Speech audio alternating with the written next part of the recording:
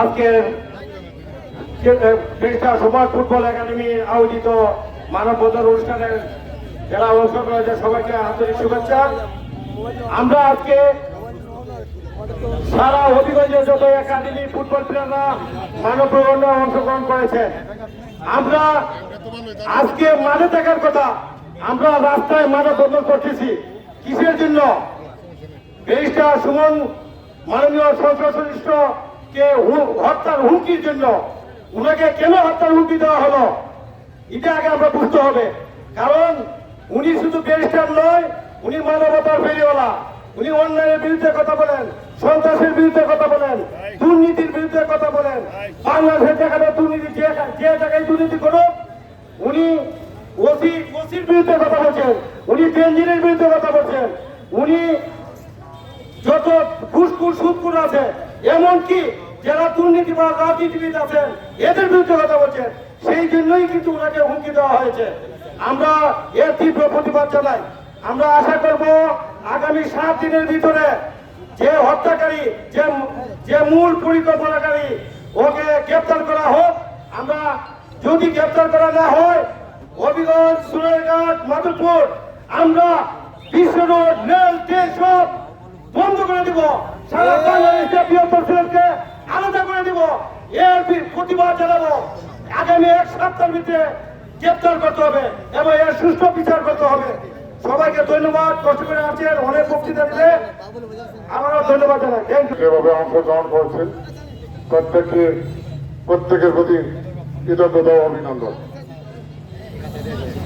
আজকে ব্যারিস্টার সুমনের মতো একজন মানুষকে যে বা যারা হত্যা প্রচেষ্টায় জড়িত হুমকিদাতা, আমরা হুমকিদাতা নয়, আমরা চাই যে বা কারা এই পরিকল্পনার সাথে জড়িত তার সব উন্মোচন করতে হবে, তাদের গ্রেফতার করতে হবে, তাদেরকে দৃষ্টান্তমূলক শাস্তির ব্যবস্থা করতে হবে।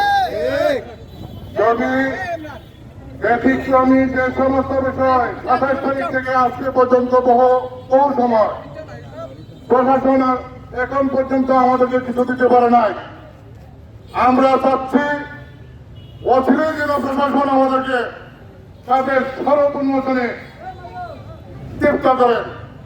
অন্যথায় আজকে সোনারঘাট, মাধবপুর বিভিন্ন অঞ্চলে নিয়মিত প্রতিবাদ সভা, মানববন্ধন যদি কর্ণগোচর না হয়, আমরা এমন আন্দোলন শুরু করব যা থেকে টের পাবেন দেশে আপনারা থাকেন, আমরাও থাকি।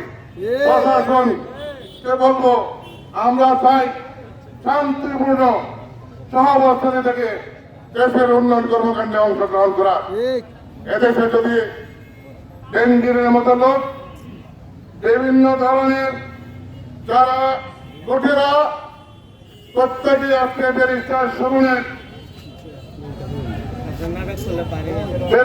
সুমন যখনই বক্তব্য দেন তারপরে তারা পাকড়াও হয়, তারপরে তারা ধরা পড়েন। এ ধরনের একটা মানুষকে বাঁচিয়ে রাখা আমাদের জন্য, দেশের জন্য, জাতির জন্য আমরা অহংকার করি।